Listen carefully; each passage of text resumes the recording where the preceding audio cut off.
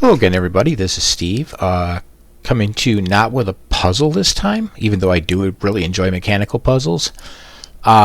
Instead, I'm coming to you with a quick intro on one of my favorite and biggest hobbies, which is writing. I write primarily sci-fi, but I've written fantasy. I've written survival adventure. I've written Christian novels. Well, not Christian pocket guides. Sorry, I've written Christian pocket guides, and I've written, and I would say in quite a variety of different genres. Not like all of them, but definitely a number of them. This is something, like I say, that I love doing. Do I make money at it? Well, I make a little. But really, the money isn't why I'm in it. I do it because I love it. I love writing. I love the stories. I love the characters.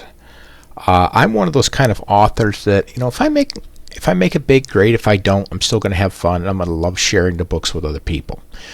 Money is not the primary draw for this. For me, it's the enjoyment of writing, creating the stories, the characters.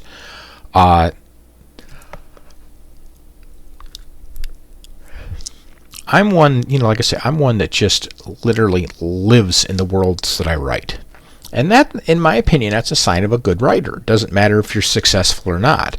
The biggest question is, do you love it? And that's definitely the case with me. This here is a screen capture of my website, realmsofimagination.net. I've written over my life 45 different books. I've only actually published 25 of them. To give you a brief history on me as a writer, when I was growing up, I always loved creating stories. I was a storyteller. I enjoyed that. I didn't do it very well, and that's fine. Nobody does it very well when they start out. You have to be that really special person that's really good at it right out of the gate. Everybody else has to crawl first, then walk, then run. So if you're just starting out and you think your stuff is horrible, don't worry. You'll get better. Just keep writing. That's the biggest thing, is keep writing, keep improving, study, read other people's books, see how they did it, copy their style. Because when I say copy their style, I'm not talking about plagiarizing. What I'm talking is write a story the way they would, because it allows you to get behind their eyes and how, what were they thinking? What did they, how did they come up with this idea? How did they make this work? And then you take what you learn from there and you apply it to your own style and you make your own way of writing. And it doesn't have to be, your style does not have to be one-to-one with somebody else. In fact, that's actually a very bad idea. My thinking, like I say, with copying other people is, copying in the sense of learning. It's the same thing as going into school. You open up a textbook and you copy somebody else's, the things that somebody else has already learned. So it's not anything wrong. It's, copying is the primary way to learn, because you start by, you copy, you reinvent, and then you create something unique. So it's like, this is probably a bad idea or a bad analogy, but let's say somebody makes a small bottle rocket. Okay, well, you go over there and you make a small bottle rocket. You do the exact same thing they did. Then you create a bigger rocket that maybe is fueled by, propane, shall we say, or it's like a small version of a larger, like, industrial rocket. And then the next thing you know, you're learning ways to make a small moon rocket and then a big moon rocket. And now you're going from shooting bottle rockets in the backyard to shooting gigantic multi-thousand-ton super rockets to the moon and back. That's kind of what that's kind of how I'm thinking. Like I say, it's not a perfect analogy, but that's kind of a good way of describing how how the learning experience goes when it goes with writing. But as I was saying, though, with me, I started out as a kid up through high school, and one thing you may not know about me is I am autistic with ADD and Asperger's. I may not sound like it, but if you knew me when I was a kid, you would definitely go, yep, that's him. That's totally him. Because, I started out probably level 25 when I was a kid, but anybody that knows autism knows that over time, and this isn't true with everybody, but over time, most of them, you will gradually climb higher and higher in the numbers, and some people will completely come out of autism. They think I'm level 32, which is like the last level before you become quote unquote normal. I question the normal part, but anyways, like I say, I had that going for me, so my mind was just running a billion miles an hour every moment I was awake. But I could never truly properly focus that, focus that energy. Well, fast forward a bit, and I graduate from high school, and I go into the Army. And during that time, I decided I wanted to continue my hobby. So I bought a typewriter, much to my dad's chagrin, because he wanted me to save money instead of buying things like that. And I sat down and I wrote and I wrote and I wrote. I went through so many ink ribbons with that typewriter. I eventually broke the bloody thing. I used it so much. And then I moved on to like a regular computer and things like that to write. But I wrote books that or stories like I'm sure. Well, some of you may remember Voltron and the little lion robots or mechas that they used to run around with. Well, going back to my initial analogy of copying somebody else's design for a bottle rocket, I went and looked at that and said, okay, how can I take this and make it unique and do something cool with it? By this point in time, I'd already been reading authors like Orson Scott Card, Larry Niven, Tolkien, C.S. Lewis, Asimov, Arthur. I think I already said Arthur C. Clarke. Definitely him. But I read. I had just soaked up those books because as a kid I was just a book vacuum. I just was constantly reading, just constantly soaking in ideas, and then those ideas eventually took form, and I actually was able to start building them into stories. But like I said, get back to what I was saying. I created a book called Striders, where I had little mechas that weren't like a direct copy of Voltron. What it was is Voltron was one of the ideas in that, and I took multiple different ideas for mechas and stuff and kind of bolted them together and created entirely unique designs. And basically these things were like Voltron meets the Star Wars AT-AT and some others like that, and just kind of bolted them all together to make these really cool four-legged fighting mechas.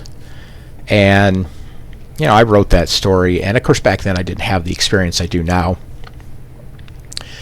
And I got the intro done. I got the initial opening of the book done. Got him on a starship heading to a star academy, and just couldn't go any farther. And I look back on it and I realize what I did wrong, because one of the things that you will find as a writer is, as a true writer, as a true gifted writer, you discover that you're not the author, you're the scribe. The story does the writing. You're just writing down what it's telling you. And that may sound weird to some people, but I'm sure those of you out there who are writers, you're raising your hand going, yep, that's me. Because like I say, it's when you've got that gift and you've got that skill, like I say, the story speaks to you. It tells you what to write, and you write it down. Now, it doesn't mean you don't have control over the story. You have control over the story, but it's going to tell you what needs to be done. And you can sit there and have your arguments with it and stuff, but and in the end, you kind of hash out you hash out your differences, and you come up with these really great stories. And that's not like I'm crazy because I do this. No, that's your talent in living form. And it's like, I guess that's like the best and easiest way I can describe it. But I've talked to a lot of other authors, and they're like, "Yep, that's totally me." And your characters and everything are just alive. You know them just as well as you know your next door neighbor or your family members. Some of you probably know your family members and siblings and stuff and know them in intimate detail, but you know your characters better. And you know their strengths, their weaknesses, their foibles, their just to use this kind of a cliche name, Susie Thomas, she has this absolute fetish for tomatoes. It's like, gotta have tomatoes in everything, and she likes this particular breed but not this particular breed, and she has a garden that's such and such a size. Those kind of details, something that if the person were real, these would be facts that you would know about them, but they're a character, and you know those same facts. And I mean, even people who talk to me says, you talk about your characters just like they're real, and I'm like, yeah, to me they are. They are just as real as you and me, and kind of in a loose sense, I can reach out and touch these characters, and to me they're living, they're breathing, they have a life, they have, you care about your characters, you have to do certain things to them as an author, because otherwise you have, and the story sucks. You can't white glove everybody. Some people you got to throw them in the meat grinder, but you know that when you do, it's for the good of the story, but it's also good for the character and stuff like this. It's an interesting, it's kind of hard to describe, but I think that would be my best attempt at it. But anyways, like I say, in 92, while I was in the Army, I started writing. And my stories back then were just horrible. Neat, the ideas were good, but they were horrible. But again, if you're just starting out, that's fine. That's how you learn. You start writing, you build a baseline, and then you start improving from there, and you always push yourself forward, trying to get better and better and better, which is what I've done in my own books. I'm always looking to push that envelope and do a better story each time. Better story, better characters, more believable. I bounced across genres. I've bounced across world types, character types, looking for all these different ones. I've got my typical cliche set of 6 different personalities, and then I've got other ones that are unique. I love my core 6 ones, and I have at least 3 or 4 of them in every single book. And if you read the books, you'll see what they are. But those are, like I said, those are my favorite personality types, and then there's the other ones that come in that are like secondary types, or they're ones that are perfect for that story but may not be used elsewhere. And this is just some of the stuff I learned as I was going. And one of the things I did with my books was, when I started out, I would write them, print them out, originally on like a dot matrix printer, so you can imagine those old-fashioned, boxes of perforated paper, and this little machine going printing those things out. And you're on a black and white DOS text editor. Your spelling sucks, your grammar sucks, but you're having fun writing. And and I would hand it out to friends, and they would critique it, and they tell me what they liked and didn't like. And I remember wanting, and this is the funny part, I remember wanting to become a good typist, and ironically enough, but wanting to also be a good author, I forced myself to be a great typist. And the joke now at work is, as soon as I start typing something, its keyboard goes brrr, just because I'm such a fast typist. But that's a benefit that grows out of it that may not be directly related to the writing, but it can be a good consequence of the writing. Anyways, in time, I like I said, I kept doing this, kept writing, kept trying to improve myself. I started out with the small stories because I couldn't write big stories in the beginning. I had a hard time doing it because I didn't know how to do world building. I didn't know how to do character building. And I learned that over time, both reading reading other authors and experimenting myself, and continued to get better and better and better. And the stories I wrote never really survived. They would be out there just long enough for me to learn from them, and I kind of toss them aside and go do something else, and write those and hand them out. Oh, hey, this is great, but this needs work, blah, blah. Okay, cool, toss that out, start a different one. Hey, okay, you got that fixed, but now you got this over here. And it was just a learning process. And then sometime in, I think, 2007, 2008, I had friends that were just nagging me. They're like, dude, man, you have got to publish. You have just got to publish this stuff. It's to that level that you're good enough. You should publish. And I was like, no, I just want to do this for fun and share it with friends. No, you really should get out there and publish this. Okay. So in 2009, I published my first book, which is funny. It was not my actual first novel as far as one I finished. I had been working on I had been working on Lion in the Wind before it was Land of the Lions series. It was Lion in the Wind. I'd been working on that one. I finished that one first. Then I came back and I finished Ort Perimeter. I kind of worked back and forth between those two series. Ort Perimeter was the Earthfleet Saga was published first, and then I came in with Land of the Lions, and then published a bunch of other books. And I'll show these to you here. I've got Earthfleet Saga, Earthfleet Extended Universe. This was funny because this is four individual novels that stand on their own. They didn't need to be a quadrilogy because they're not like all one continuous story. They are in the background, but they're primarily four different stories of the same basic same basic event, but they're four different events that are unique enough that they could have stood on their own. But again, it was a process of learning how to create series, create individual books, how to do world building. This one I learned to start into my books a little slower than I did, because this one you walk into it and it's just a fire hose to the face, because there's just tons of new characters right off the bat. There's tons of this information just but it was a learning experience. It was fun. The Expanded Universe takes basically this series and expands on it. This one was fun. This is my most recent one. The Offworld Chronicles started out with the idea of just, hey, what would it look like if I was put into a survival race and I had 3 items I had to pick going out the door? What would that look like? And that slowly grew into the idea for the race. Well, originally, the Offworld Chronicles was a single book, and I wrote that, and it was called the Offworld Chronicles. And I eventually realized that, I did not do the story justice, not in the slightest.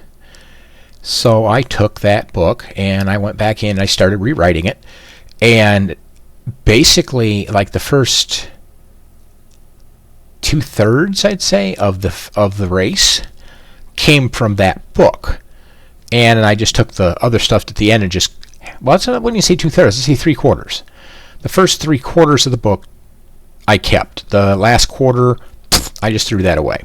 I kept ideas out of it, which ended up showing up in Dragon's Gambit and some of the other books. Just the larger portion of that ended up in Dragon's Gambit. Some of the smaller portions ended up in the other books. So I recycled some of the ideas because they were viable ideas and they were good ideas. But this is right here is not episodic. This one's episodic. It's got an underlying story, but then you have the 4 stories that are on the surface of different events that are happening that are being powered by that underlying story. This one is just one gigantic book of about 750,000 words broken up into 7 individual novels. So this thing is almost half again what Lord of the Rings was, all 3 books. Because they're each about 100,000 words. So, but yeah, this one was fun. I learned a lot from this. Probably won't do another super series like that, but because that's hard, trying to keep all that information straight, because there's a lot to know. Now this is down here, the out-of-print books. These are earlier attempts. Like, this was my first attempt at a book for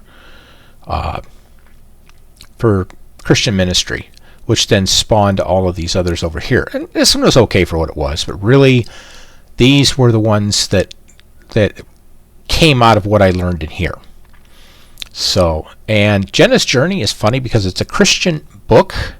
Well, let's see. This one, and this one are all pocket guides. This one's a Christian book, and it was like it was like some of the others where I learned or I tried a style, and it was difficult, but the challenge was fun. And the style of this is you have to tell the story twice in the novel. What you do is you start out with the first half where you're telling the story from the perspective of the people that the main character is interacting with. The second half of the story is told from the perspective of the main character, and you start, as you're watching their life and what they're going through, you start to see where all these little short stories at the beginning start tying into the second half of the book, or into her journey. So it's a neat way to write a book, because you're not like doing both sides at the same time. You're doing one side first, then you're doing the other side first, and you're basically telling the story twice from two different perspectives. And it's a fun read. It was a fun challenge, because it's not easy. It is very difficult way of writing. Not the most difficult I've tried. One of them I tried that I ultimately failed at, but may go back and try again, is telling a story through letters. The screw tape letters is a good example of this. You're telling a story, but it's through correspondence between two people, and you're reading basically a series of letters, and letters or messages back and forth that are telling a larger story. It'd be like, say for example, you write a email to your aunt and say, hey, today my dog did such and such and so and so, and he went down to the mailbox and bit the mailman, and the mailman threw him in the back and shipped him over to China, and something like that. And that's telling the story. And your aunt replies back, he didn't get shipped to China. He's up on my back porch right now, and I'd like you to come over and get him. And it would, like I say, it's an interesting way to write, and it's not an easy one. It's very difficult. I mean, I make it sound really easy, but it's not, because it's done entirely with narration from multiple points of view and multiple people. It might be done with from the viewpoint of one person. I tried it with mine was a case of, it was a group of adventurers that were out dragon hunting, and I was telling the whole story from the viewpoint of one of the knights. And I got in about 3 or 4 letters and eventually just kind of threw my hands up, tossed it in the trash bin, and walked away. It was that difficult. Now, some other people might dive into that, and it's super easy for them. Me, it was not. It took me a while. Now, I think after what I've learned with some of my other stories, I might go back and try it again and see if I can make it work. It'd be a fun challenge, that, because it's not just make it work. It's make it interesting, make it entertaining, make people just drawn to the story. Which goes back to a funny story when I was writing Ort Perimeter. I had actually published it. I think it was like 2010, 2011 after I'd published it. And I was at a book show, and I was selling it. And this lady comes up to my table, and she looked at it, and she says, well, I'm very particular about my books, and if I can't open this to the middle of the book and read 2 pages and be absolutely hooked on it, I'm not buying it. She stood there and read 4 pages, looked at me, she says, I can't put it down, I got to buy this. So that was a nice encouragement, which also explains why my friends were saying, dude, you got to get published, you're at that point already. It's like, oh, okay, and I wasn't so sure about myself, but that was a nice encouragement. And it was nice of her to say that. I never heard from her again, but I assumed that she really enjoyed the book.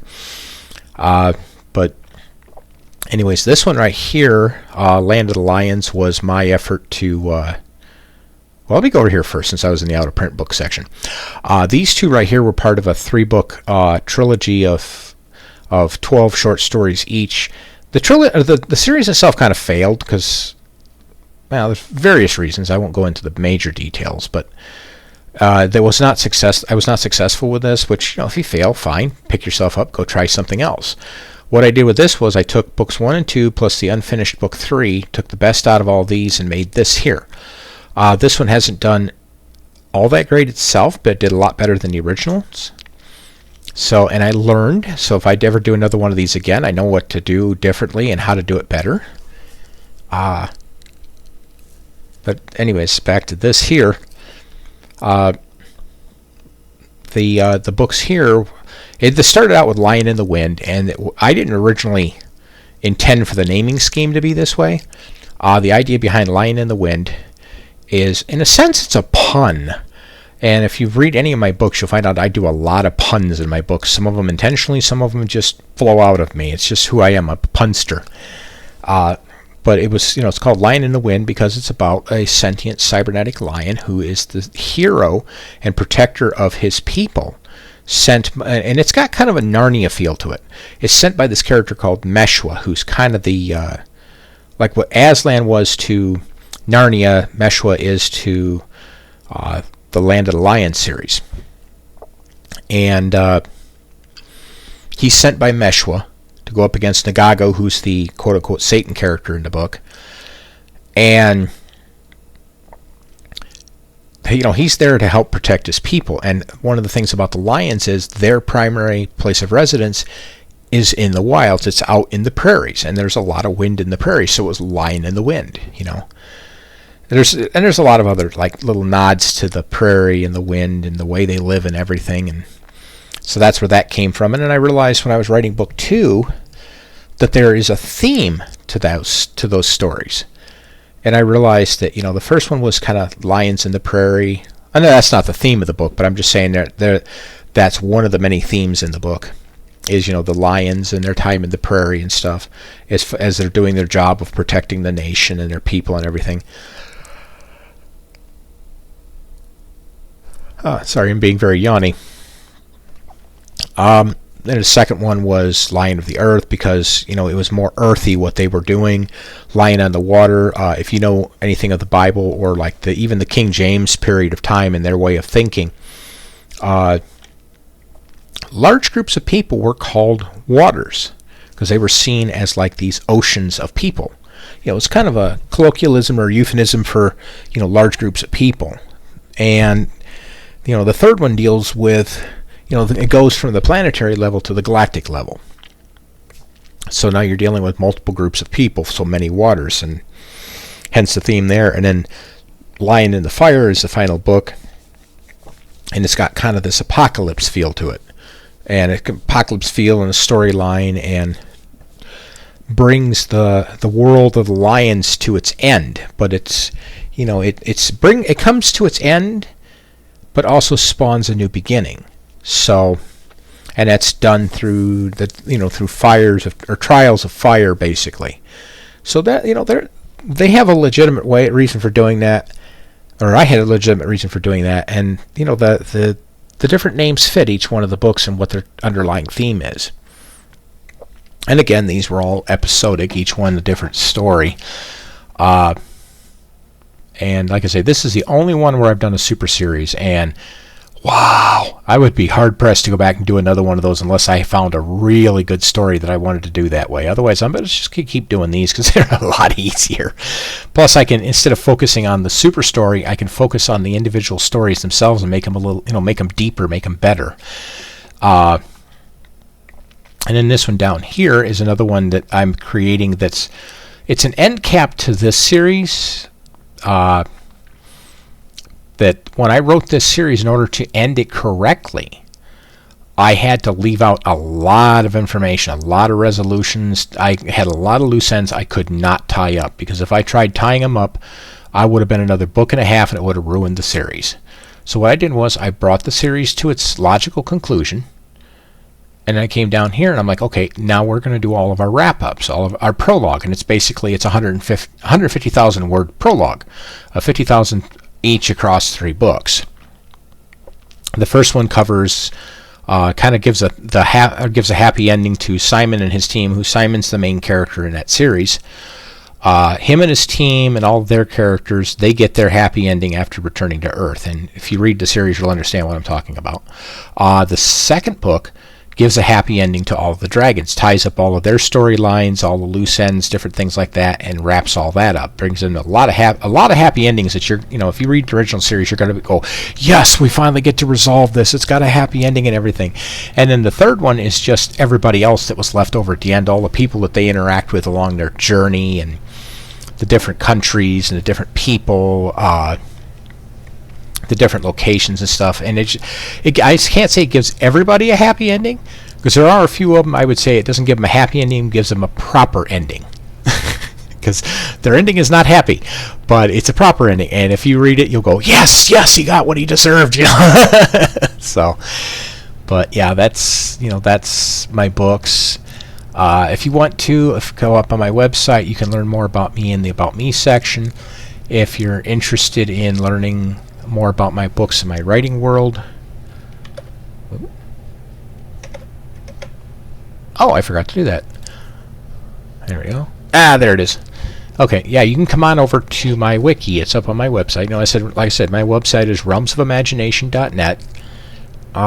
This wiki, this isn't meant to be an official compendium or anything like that, or or creature catalog or anything like that. This is essentially my notepad. If you're a writer, you've done any kind of writing, everybody does things a little differently. I got a friend of mine, he sits there with just stacks of 3-ring binders and notepads and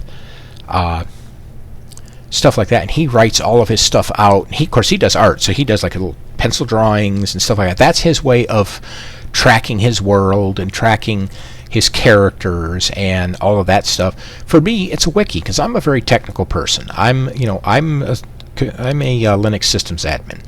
I do computers day in, day out, all day, every day. I eat, sleep, and breathe the stuff. So for me, a wiki is the more practical way to do that. And then because of that, because of that, I ended up creating a wiki with everything in it. But at that same note, I also made it nice, because I know people are going to come in and they're going to look at my stuff and they're going to want to know more about the characters and stuff. So even though this is technically my notebook, I made it so that other people could come in and have a nice experience while they're looking at my notes. Last count on this, I have about 805 pages in here. That's how much data or how much information I've put together on all my books and stuff, because my writing draws from this great big super world of just ideas and stuff that I've role played and I've talked out and I've brainstormed and stuff like that. And that world is what I draw from. And in the wiki, you get to see a small fraction of that world, and just primarily the things that I've used. I've got some things in there of stuff that's coming up that I'm writing the notes ahead of time for, so when I actually start writing the characters and the stories and stuff, I've got those notes there. If it's actual story notes, like notes for something I'm going to do in the future, that stays in a notepad, because anyone who's done writing knows if that, just like Murphy's Law of Combat, no OP survives initial contact, and no rough draft survives the initial outline. Or no initial outline survives the rough draft, I should say. So, yeah, I keep the stuff that hasn't been written, hasn't been canonized, in a notepad. The stuff that has been canonized goes into the wiki. It's a good way to keep them separate so that I don't confuse them and try to say, oh, this is canon, I gotta go back and fix this. No, that's just an idea. You haven't used it yet. You might use it. You might modify it and use it differently. So, that's just my way of doing it. And if you're into writing, you want to do it that way, go for it. If you want to do it in a notebook, go for it. Just whatever works for you. Don't let somebody shoehorn you into just this narrow way of doing things. Be yourself, be unique, be creative. Use take cliches and remake them, make something new out of them. It's like I said, that's a fun way to learn. And let me go up here. And if you do your own wiki like what I do, you could do something like this where it's just you have all this information. I mean, I've got some of my pages are small because there's not much information I have and I don't really need much information. In this case, like with Earthfleet, there is just like a good couple pages easily that covers them. Like Earthfleet's the military arm of the Brayburn Society. Brayburn Society is a bunch of nerds who came from Earth, who were escaping the persecution of the Roman Catholic Church in the 1500s, and stuff like that. And there's a lot of depth that you have to think about. Then there's like with your characters, you got like Edmund Clayton.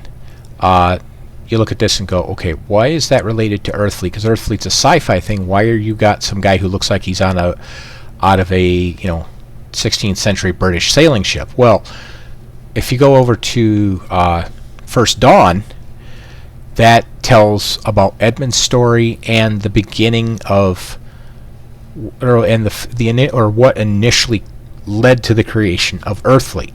So he was a character that was inducted. An inductee is somebody that's taken from the regular people of the planet and brought into the society and brought up to speed and everything like that.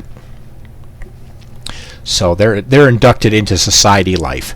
And Edmund was a sea captain, and they grabbed him because, not because of his, of any technological knowledge he had. I mean, he had to come up from living a 1500s lifestyle with a 1500s education and a 1500s understanding of the world into what was essentially the 21st century at that time, probably closer to 22nd century in technological level. Because there's a lot of stuff that they had, that the society had in the early 1800s that we don't even have today yet. So, he would have come from that and had to have been tutored and brought up to speed and everything like that. And you have like the Society Space Corps, which, it started out as the Brayburn Society. Hey, we got one little group over here that's going to send up a starship. Well, when the starship came back, they realized, okay, we need to spin you guys off and have you do your own thing. We'll keep doing our thing, but you guys do your own unique thing. And then the Society Space Corps became like this defensive force. Think of them like the Minutemen. The Society Space Corps was the Minutemen, and Earthfleet was eventually the actual professional army, which, Earthfleet grew out of the Society Space Corps and then became Earthfleet, and and I'm only like scratching the surface here, but this is basically, like I say, my notepad and everything that there is to know about it. I've got information on the individual books, the characters, races, ships, the world. Like in Earthfleet, it started out with just the Sergenius, and if you read the books, you'll know who the Sergenius is. It started out with just the Sergenius, and Sarah is the AI, and it was a lot of asking who, what, where, when, how, and what, or who, what, where, when, why, and how. The basic questions of any creative, of the basic questions that take any or that is the foundation and beginning of any creative work. I got the Off-World Chronicles, I got Land of the Lions, my 3 big series. I've got other works, smaller stuff. Some of these are works in progress. Some of them have actually been published. I got the After Off-World series. I've got some upcoming stuff like Grumpy Ned, The Unreachable Continent. This one's going to be interesting because this one is not an easy novel to work with. For the simple fact, let me correct that. It's a different novel. Not that it's difficult to work with. It's a different style.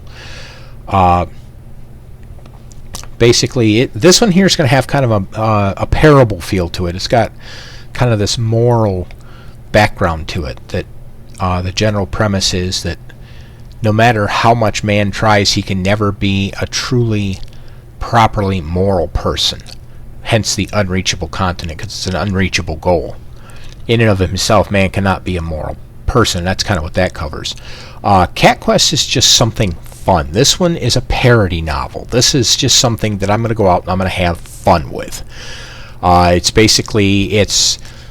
an RPG role-playing game, but it's told in storybook form, and cats are the primary protagonist.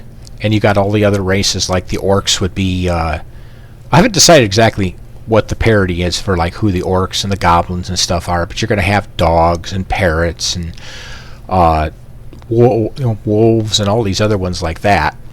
And they're going to be kind of like the animal counterpart to the real life RPG fantasy world type characters. And it's just going to be a lot of tongue-in-cheek and jokes and parody and things like that. Grumpy Ned's a parable. It's a parable on gratitude. This one's a full-on Christian novel, kind of like Jenna's Journey.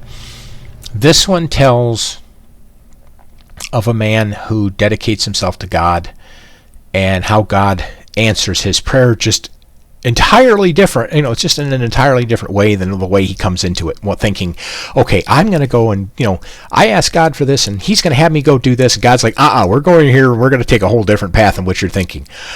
Okay. So it's a fun book so far. I'm enjoying it. I haven't been able to get back to it, but I'm enjoying the book, and I think you'll enjoy it too.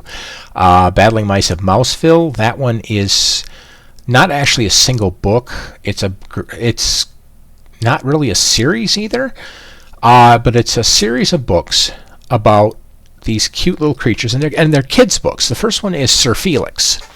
That one's kind of hit a stall point. I gotta wait for some art to move that one forward. I got the story written and approved. I just need to get the artwork done for it, and I've run into a few snags with that, so that one's kind of on hold for right now. But that's a kid's book. That one was interesting because you've got to create a good, enjoyable story, write it as a short story, but also level it to the level of like a 5-year-old. And that actually surprised me on how much of a challenge that was. Because, I'm used to writing to adults who go with the big words and the big fancy sayings and everything. And then when you got to dial it down to the understanding level of a 5-year-old, that takes on a whole different nature and a difficulty level and stuff like that. But anyways, I'm at 45 minutes. I've talked enough. I could probably sit here for another 5 hours just talking about this stuff. This is how much I love it, and I'm sure you can tell that by now. Where am I going with all of this? I don't know. First star to the right and onwards towards morning, I guess. Because I have, and some of these are what I have in here that I'm working on. And I've got at least 16 others in my folder that I'm working on. I've got a series called Empire. That one is a neat one because that's a trilogy, but it's a trilogy done in a very unique way. Basically, what it is, you have the initial book that sets up the world, sets up the situation, what's going on in the galaxy, stuff like that. It's a sci-fi.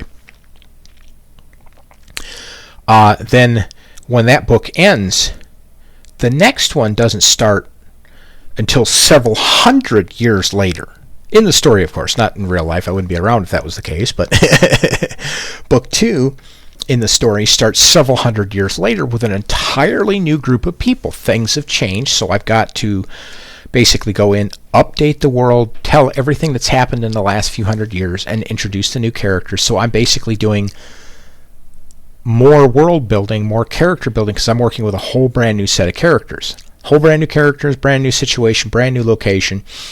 Some things carry over, a lot of things are brand new, but it has to make for a cohesive story where the two of them just flow from one to the next, even though there's a large span of time between the first book and the second book. And then the third book does the exact same thing, and it kind of says, okay, everything that happened in book 2, this is the consequence of what happened there. Just like book 2 is the consequences of everything that happened, not just in book 1, but after book 1. And then book 2 is everything that happened in and after book 1. That's book 2. Book 3 is kind of the same thing for book 2, everything that happened during and after. And I'm not going to go into the big details on that, because I'm still developing it, but it's a really interesting concept. But I've got one called what is it? The Specimen. That's gonna be another Earthfleet novel. That one's gonna be a fun one to do. I've got The Armchair Empire. If any of you have ever played online space sims, you're just gonna love this one.